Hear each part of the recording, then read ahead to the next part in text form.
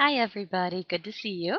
This, I have to admit, is my favorite lecture of the semester. And I know what you're thinking. You're thinking, Mrs. Morris, you say that every single time.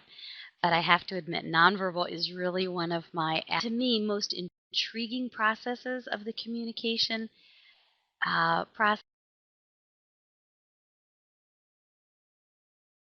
Some people are better at nonverbal communication. Others completely fail to pick up on nonverbal communication. So that's what we'll be discussing. We'll do a overview of types of presentations. Then we'll move on to aspects of nonverbal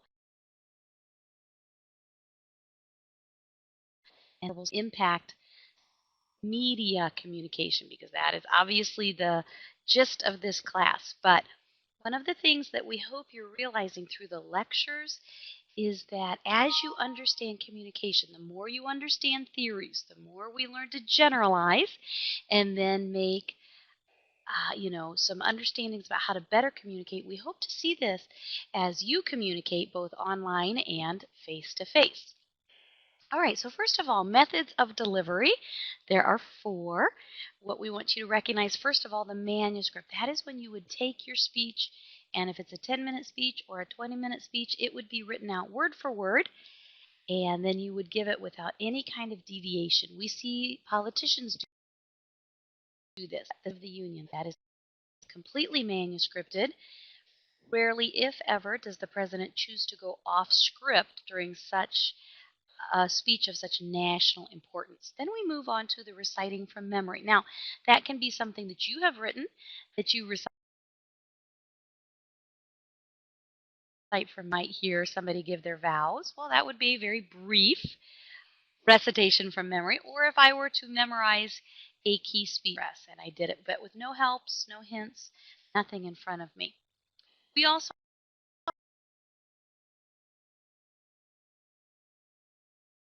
have preparation time. Perhaps you come home from a missions trip and the pastor says, would you like to stand up and tell us a little bit? You have 5 minutes in the pew to get ready for that. And so impromptu speeches tend to be considered a little more off the cuff.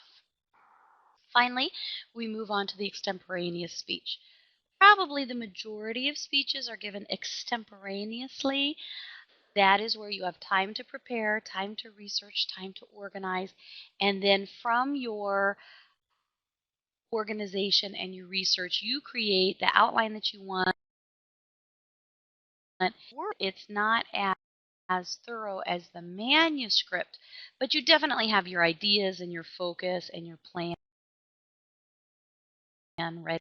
So as we think of the key differences between impromptu and extemporaneous, impromptu, again, little to no preparation, whereas extemporaneous, fully prepared, delivered from brief notes. Many of your pastors in essence, many of them speak extemporaneously, where they use their notes. I have known of pastors who do manuscript every single one of their sermons. It takes them a lot of time, a lot of effort, but then they feel like they know where they're going and they won't add anything to the sermon that they. Now, as we look at nonverbal communication, you need to understand that not verbal. Nonverbal communication, then, is the communication or the messages that occur without words. You say, well, Mrs. Morris, how could that be? Don't we always have to have words to communicate? And the answer to that is no.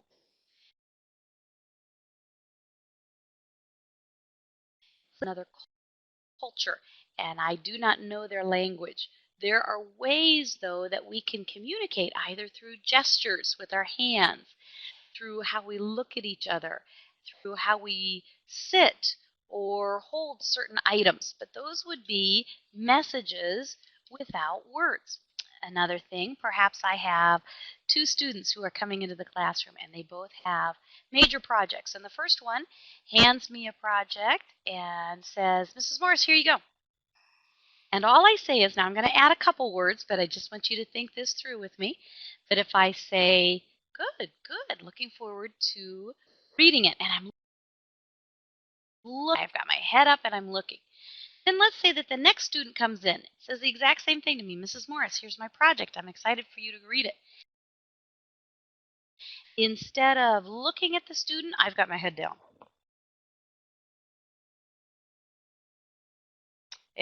organizing my books, and I've got my head down, and there's no eye contact, and I simply say, good, good, looking forward to grading it.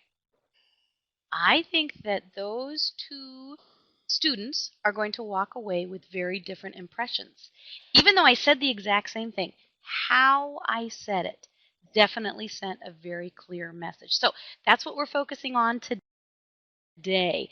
The nonverbal communication is that which is occurring without the word.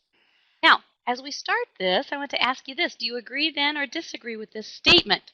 It does contain a double negative, but do you agree that you cannot not communicate? Do you agree with that? I would say we are always communicating. And then the debate becomes whether it's an intentional communication or it's an unintentional communication. Handing me a project. And even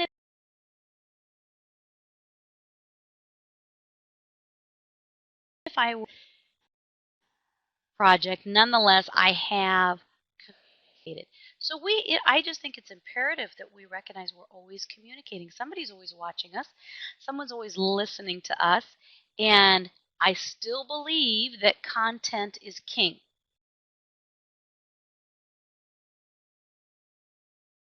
That we recognize is that we can have the best message in the world. And if our nonverbals are weak, then we may be presenting a very weak message, and it may not be as strong as we would like. Now, this gentleman by the name of Morabian, he's really the granddaddy of nonverbal communication. And as you finally have somebody who's in our century, Mrs. Morrison, he's a colored picture. It's not just black and white anymore. And that is true. And that's because nonverbal is really one of the, in essence, newer communicative theories that we are studying.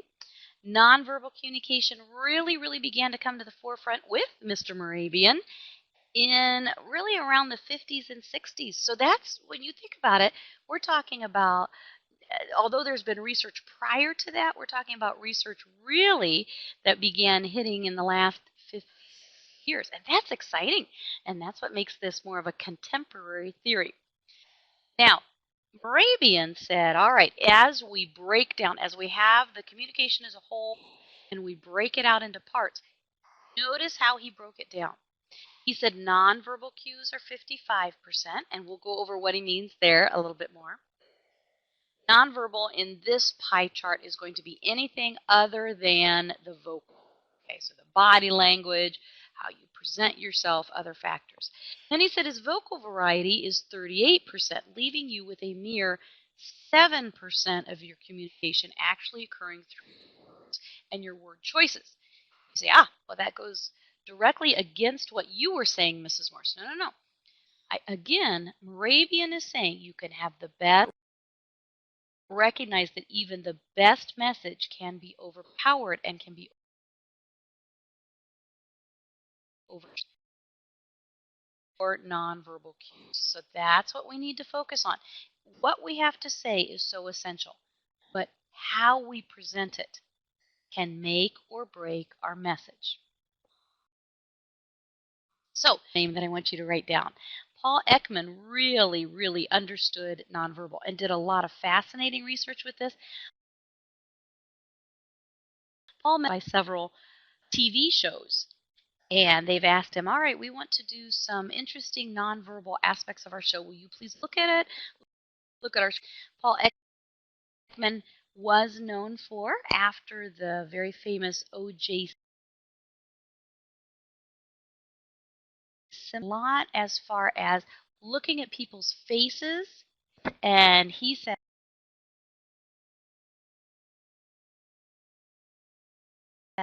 and so by looking at your eye reaction, I can tell if you are lying. By watching your face, by watching your mouth specifically, when you form an answer, I can tell if you are lying. And he actually went through and analyzed some of those who were participating in the O.J. Simpson trial, some of the witnesses, and he said, see, I can tell you this is a lie. See, I can show you this isn't the truth. One of the things Paul Ekman did very fascinating study is he went to some tribes and he was specifically looking for tribes that had not been impacted by the mass media. So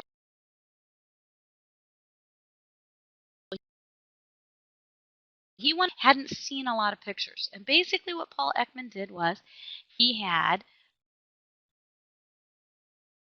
a face. And then in the next shot she had a sad face. And then in the next shot she would tell the people of this tribe a story. So perhaps the story was about a woman whose son had gone off into the jungle and he had not returned for 4 days, and she was very concerned. And then he showed the pictures, the happy face and the concerned face, frightened face. And he said, all right, which of these pictures depicts or shows how that mother is feeling? And what he was after was that facial reactions are just natural to us. They are inborn in us, and we can understand those without any training.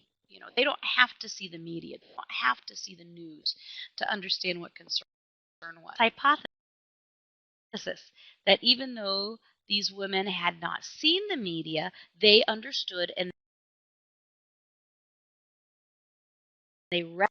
Fascinating study. So, as you look at your notes, you're going to write a few of these down. First of all, paralanguage is how you say it.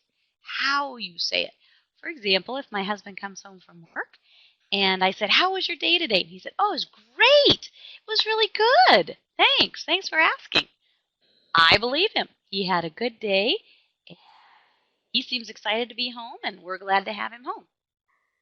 But what if the next day he comes home and I said, "Hi, honey, how was your day?" "Oh, it was great. It was great. Thanks. Thanks for asking." Ah, do you hear the difference there? Did you hear the difference in his tone? Now, I used the exact same phrase both times. Exact same phrase. But it is the message. And understand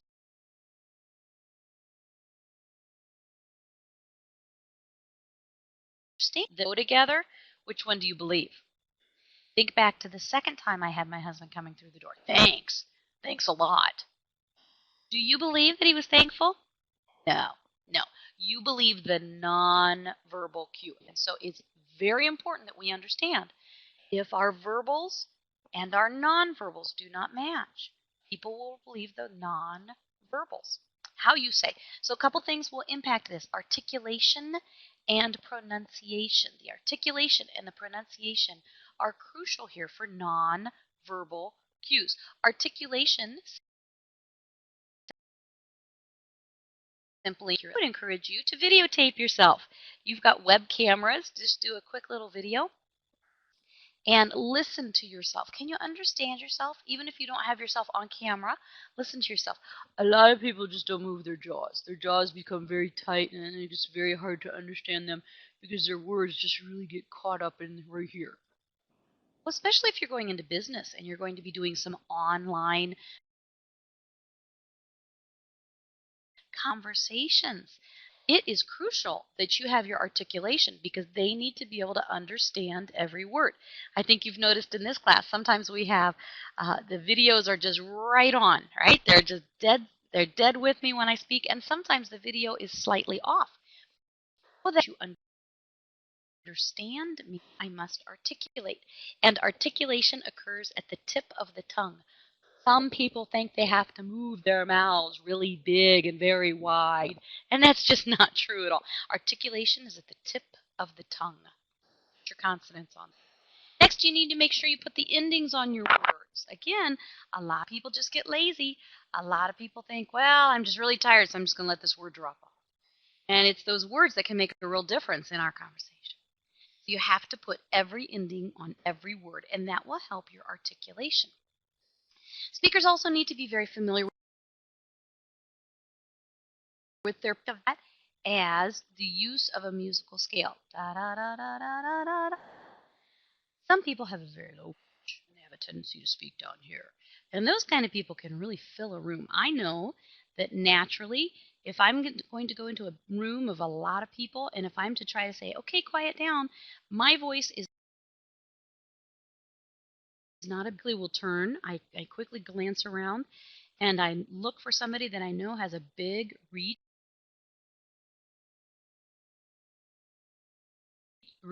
Can you please get everybody's attention? You cannot speak above, and you need to understand your range. You don't want to be too low all the time. At the same time, girls especially, we don't want to be speaking up here all the time, because if we speak up here all the time, we're going to lose them and they're just not going to want to pay attention to us. But that is just very, very detrimental to my presentation. So recognize your pitch. Most people, research shows, we really have about 8 notes that is a comfort range for us that we speak in. Unfortunately, a lot of people limit themselves to 3 to 4. And that's why and how we tend to get some tone speakers. If you're that way, just tape yourself, practicing and practicing. Next is the volume. Volume can definitely communicate things to us. Try to pay attention. It's too hard for them to listen to your message. At the same time, when I begin yelling everything, you stop listening. Ever heard? I get everybody's attention, so I just have to yell. Well, I would disagree. And I would disagree because of this statement that my father taught me at a young age. If you emphasize everything, you emphasize nothing. So it's not wrong to raise volume, but then you better know where the volume factor for that area of the speech. Finally, rate. Some people go too fast and some people go too slow. And when that happens, either way, we can lose our audience. Now, rate. What you need to realize is that, typically speaking, research shows that the majority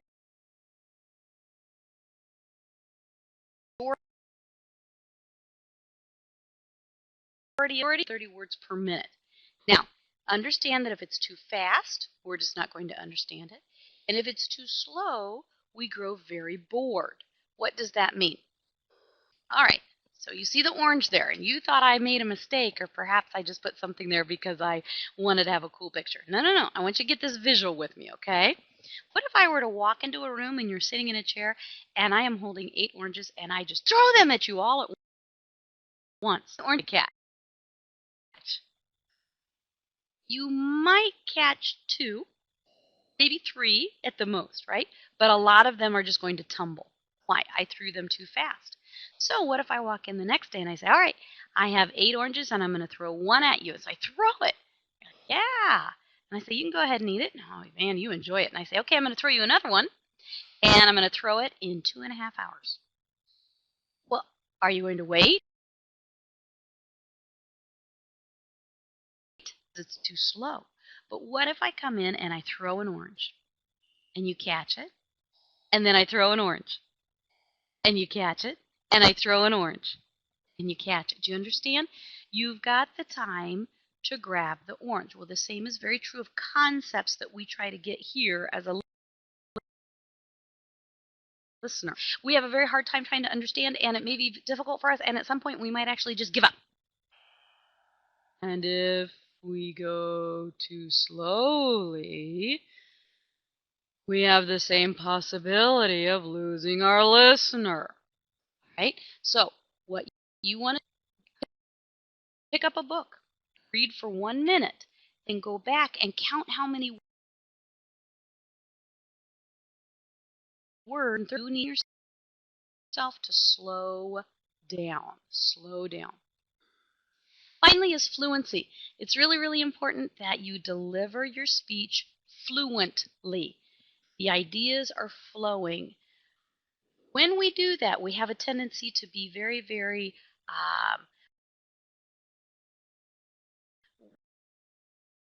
communicate our ideas, and they flow fluently. And when we flow fluently, then people actually believe that we understand what we're talking about.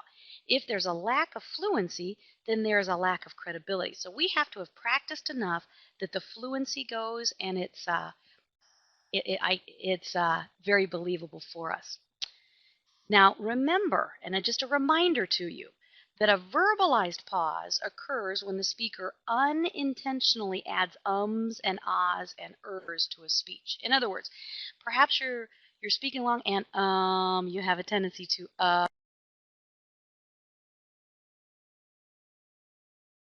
ahs and ers to a speech. What occurs is we lose credibility. The people tend to think, well, they don't know what they're talking about, they're not articulate, and they don't listen to us. A dramatic pause is very different. A dramatic pause is when we specifically choose to have something, a moment of silence, and that typically is for impact. Think back, telling us a story, and they're telling us a story about a child who has run into the street, and the car is coming around the curve, and the parent runs out and is able to grab the child at the last moment. And it's that dramatic pause that adds a punch to the story. Many dramatic pauses, and then you equally lose the impact. So understand the difference between a verbalized pause and a dramatic pause. Your speaking needs to be both natural and conversational so as not to draw attention to itself. In other words, again, content is king. I want you to be listening to what I have to smooth. If my delivery is conversational, if delivery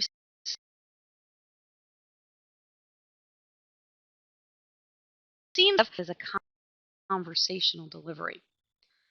Good delivery, remember, is no substitute for good content, but without it, good content is less effective. It is crucial to have the good content. We must start there. But understand then that the good delivery just really helps our package to be presented very, very well to our listeners.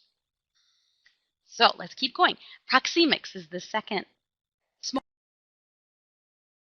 class on nonverbals when I was working on my master's. I wish I could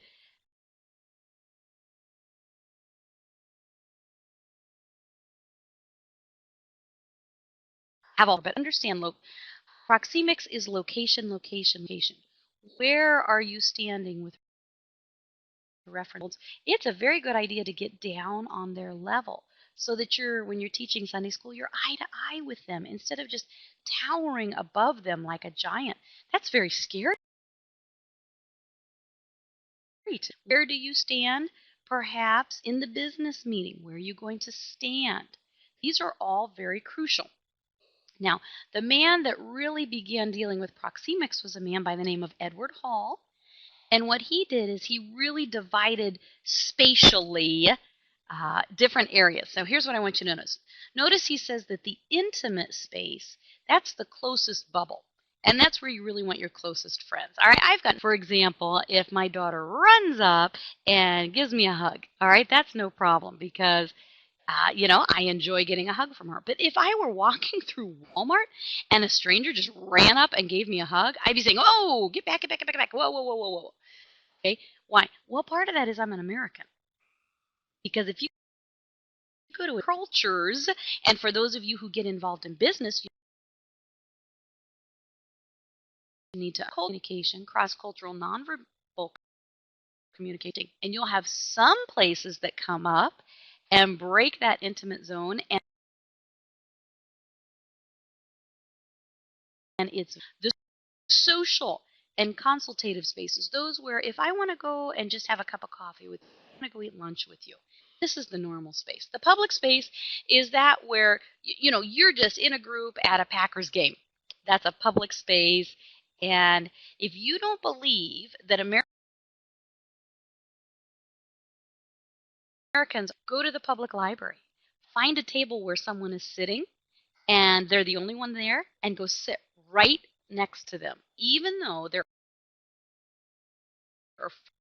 think you'll get an odd reaction. I think because people in America want their space. Go to airports. Americans tend to want space and they give space. It's interesting to me when I've done some international flights to watch some people from other countries because you know what? them bumping you in line, and they don't think a thing of it. They don't think they're rude. They're just the flight. But recognize how proxemics can play a part of your communication and learn to analyze it. Right? If I look at these two gentlemen, it's pretty apparent to me that they don't want to communicate with each other. But as well, notice that one of the men seems to be a little more open to conversing if I were to walk up. And which one would that be? I would say it's the man in the jeans, right? His head is up. His body language is that he is a little bit more open. The other man has his legs crossed. He's kind of pulling into himself. And you say, oh, this is what it is all about. Let me show you another picture. Okay, and learn to analyze. This would be the consultative space, correct? But these gentlemen went out to lunch, and in America, they would be across from each other, right? They're not sitting beside each other in the booth. Why? Because we like our space. Whereas you have these two siblings, no problem, right? There's great care and concern.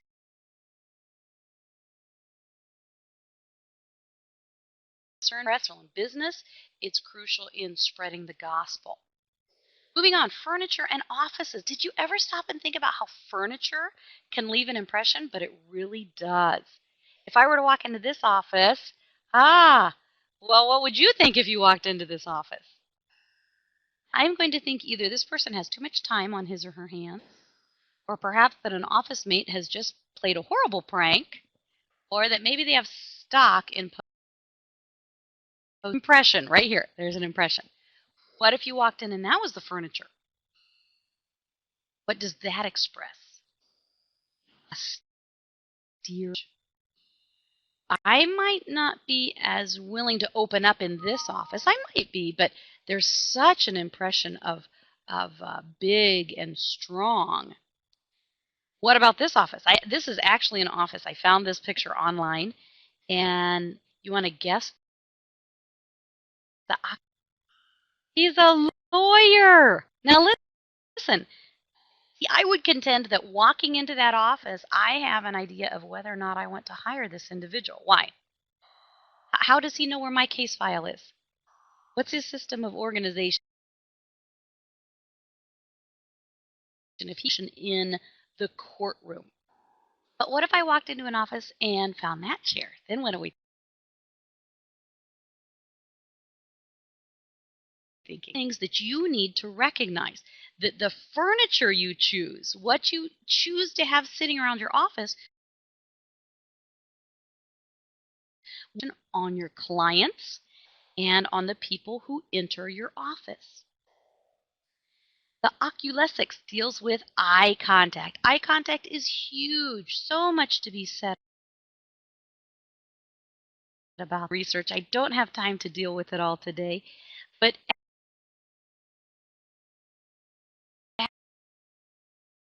actually, and you had to think about it. Did you know that based on where your eyes go, and I'll let you go do the research on this, but if your eyes are speaking, if you're trying to find an answer, they go up left, and watch people's eyes when they talk to you, they're going to go up right.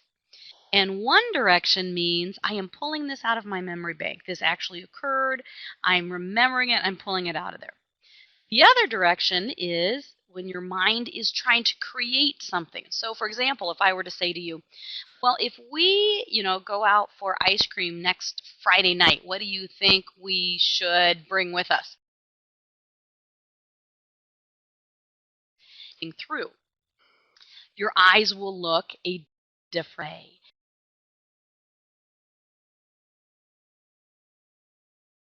Classroom to determine whether or not the people are telling the truth or are lying. Fascinating.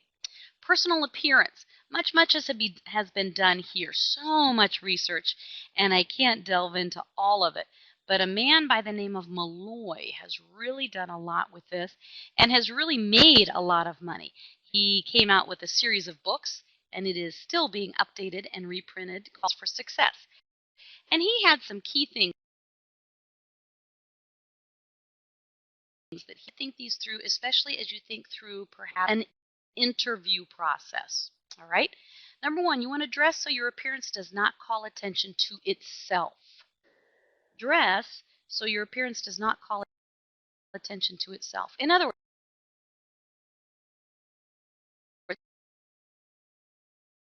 if I orange,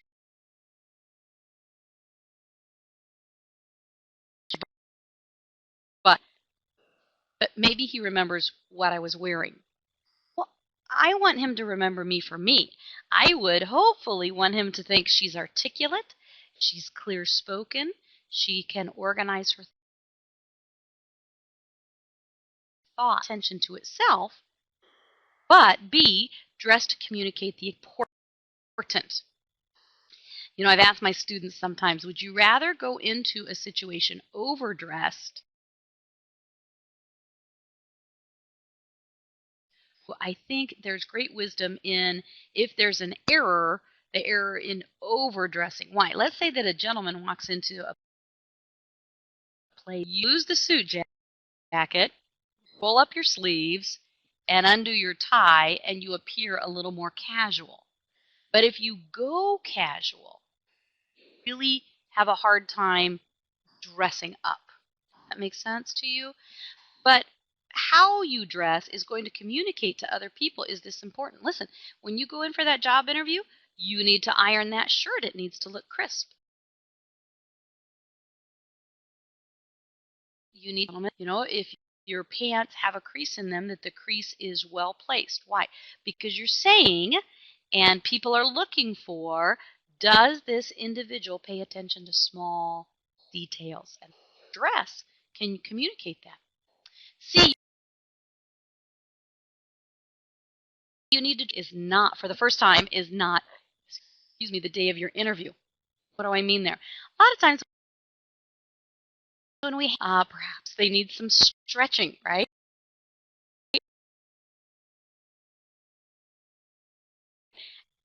And when that happens, crew, there's the possibility we are thinking about our feet.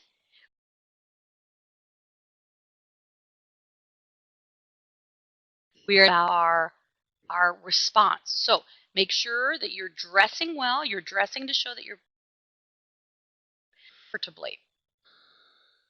Moving on, dress to gain confidence. Don't underestimate internal confidence. Lots and lots of research that shows that when you are dressed and you mentally believe that you look sharp. Now, this is not about being a fake. It's not about being obsessed with how we dress, but the research we are dressed in the right way and we're dressed in a professional fashion, our confidence goes up. Moving on, just so much to be said. I hope you go do some research on that. Kinesics is body movement. I had a student once tell me, Mrs. Morris,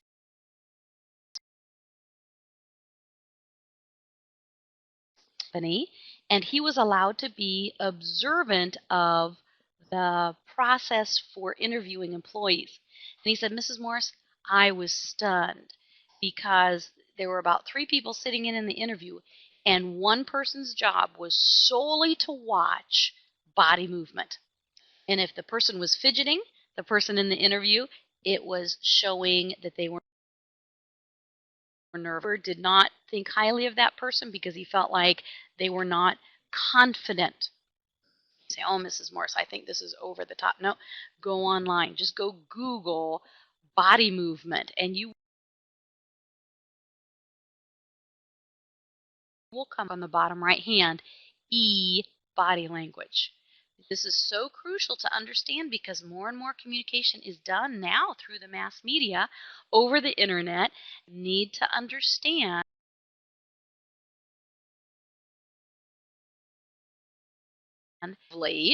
and well for my business for the internet. Very interesting.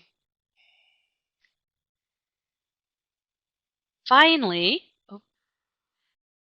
posture. Well, posture. You say, well, Mrs. Morris, how does posture matter? You know, I tell my students, put your hands in your pockets and stand in front of a mirror, and it causes your shoulders to hunch, and you can barely see them. on this little is signaling a lack of confidence. And you say, well, I'm not lacking confidence. Listen, shoulders back, hands out of your pocket, solid posture. As well, make sure that your hand gestures are free but not ridiculous. We've all seen people whose hand gestures are just a little too flighty, a little too excessive. But if we sit with our hands crossed and clasped the entire time and we never move our hands, it again is expressing a lack of inner confidence. Your movements should be fluid, but they should be confident. You know, when you walk in and you extend your hand for a handshake,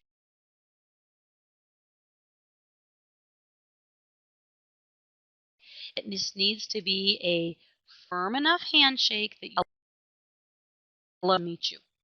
And finally, your facial expressions will exhibit so much about you.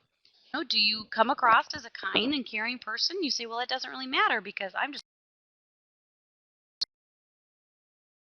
going to be business once a kind and caring secretary, because a kind and caring secretary will then translate into a secretary who's going to do things well for the boss. Chronemics. We're nearing the end here, but chronemics can really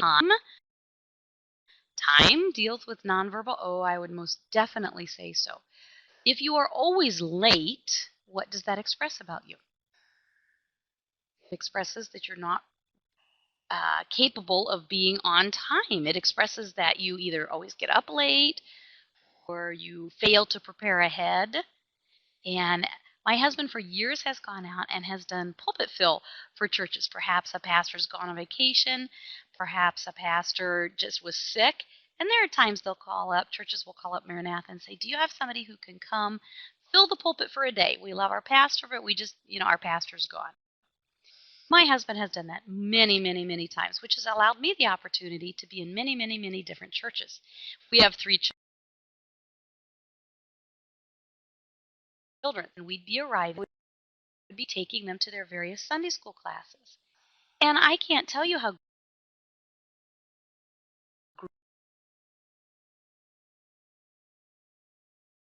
grieved their quarter till. And I'd wait till 10 till and no teacher. And I'd wait till 5 till and the teacher came dashing in and was very hurriedly unloading things and trying to get everything in order and get all the papers out. And I'd say, oh, I'm visiting and here's my child. Okay, great, good. And the teacher went back to being very focused on what had to be prepared for the day. Well, I would contend so you can be there to greet the children, so you can set the atmosphere, so you can set the parents at ease. Now, I was only there for a day, but what if I were someone who had just moved into the community and I were wanting to see if this church would be a place that I would like to attend? Well, that nonverbal communication of time would have a definite negative impact on my decision.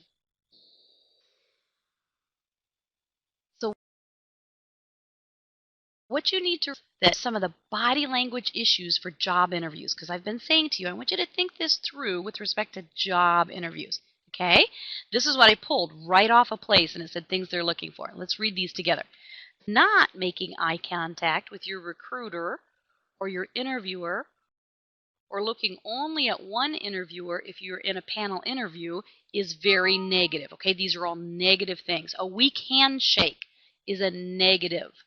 Slouching or hanging over the arm of a chair might tell your interviewer you don't care. Maintaining an arrogant posture might indicate arrogance. You have to know that your body language is impacting the message you have. Gesticulating wildly and relying on your hands to do all the talking is negative, as well as resting your hands in your lap or on your lap and in the arms of your chair is good. It just shows a confidence, an inner confidence. In other words, it's not bad to use hand gestures, but excessive hand gestures are bad. Fidgeting with tight or ill-fitting clothes, such as trying to close the gap between buttons in a tight blouse or pulling down uncomfortable pants, definitely negative. Remember, we go back to dress in a way that shows that it is important to you. And if your clothes aren't fitting you well, That means you flat out didn't plan ahead, and if you didn't plan ahead, you are expressing that you didn't take this situation seriously, as well as scratching your head, scratching your hair, scratching your skin. And if you're doing that, oh, you might be, expressing, I've got dandruff, or, I got the creepy crawlies. I don't know. Try to not do that, okay? Make sure that uh, you walk in with confidence and don't let the nonverbals distract from a wonderful job interview. Because remember, you cannot not communicate. You are always communicating something. And what I want you to leave you with, crew, is this. Remember, if we are trying to communicate the gospel of Christ, isn't it essential then that we are always expressing that we represent the King of Kings? And we have to be confident, and we have to be comfortable, and we have to be willing to express the truth that God has given to us. Now, when we think about the internet, the ability to decode e-body language, internet language, right? Electronic language, is the mirror image of being sensitive to the messages you write. So here are some important but often forgotten principles of clear online communication. Now, this might be communication that doesn't necessarily have the camera, all right, but is just basic online communication. Some things that the experts are saying. All right, first of all, understand the objective of your message. I want you to think of something that you're putting into an email or a memo or a text message. Know up front your goal. Keep in mind that most people who annoy or anger others in their correspondences didn't have that intention. And I would assert to you, whatever, if it is a message that could be sensitive or could be misconstrued, please don't send it via email. Please stand up, walk down to their office. If they're not in the same building, pick up a phone and call them, because you at least have the nonverbals of the voice coming through. So many times people misunderstand emails, and you've got to be careful of that. Secondly, write less. Less is more, because short messages are more likely to be read and to be understood. I've read that it is really wisest when you send an email that an email should contain one major message, one content message, and that's it. Don't send 15, 16. It's just too long. Go talk to him. 3, set the tone. A poor start may mean that the reader will reject most of your content. I have a tendency to go positive, and then that item which might need some fixing, and then positive. I call it the sandwich. For example, start out very quickly with, thank you so much for your work in this area. Appreciate all that you've done. I have, however, noticed that, okay, so I tried to set the tone right there, and then I deal with the item, and then perhaps end with, again, thank you so much for your work in this area. Your efforts are greatly appreciated. And number 4, watch your emotions. When you're angry, when you're frustrated, you are not the person that you want to portray to the world. If you are angry, that is not the time to send an email. If you are upset, that is not the time to pick up the phone. Calm your emotions, even if that means wait 24 hours. Because listen, once you make the phone call, you can't take it back. Once you send the email, it's permanent. And our nonverbals are such a major part of our message. So make sure that your emotions are totally in line so that your nonverbals want to have communicated. Alrighty, I hope you enjoyed this, and I hope you just do lots and lots more research on it, because it's fascinating. I would encourage you to do what I do with my students in my brick and mortar classroom, and that is go to a place, go to a McDonald's, a public library, and just to see if people really do communicate nonverbally, just go sit down beside somebody you don't really know, and don't say anything for at least a minute and a half, and watch their nonverbals. They'll probably turn. They might stand up and move. They might look at you and glare at you. People communicate, and they communicate, I want to be disturbed. They communicate, I don't want to be disturbed. Now, don't put yourself into a compromising situation. That's not at all what I'm asking, but I'm saying. And then at the end, say, I was doing this for a college class, just a small little project that my teacher recommended I do. Okay? All right. Content is king, but we have to send the content in a good fashion. So have a good and godly day. Or what lasting value is good day if it's not also godly. We'll see you.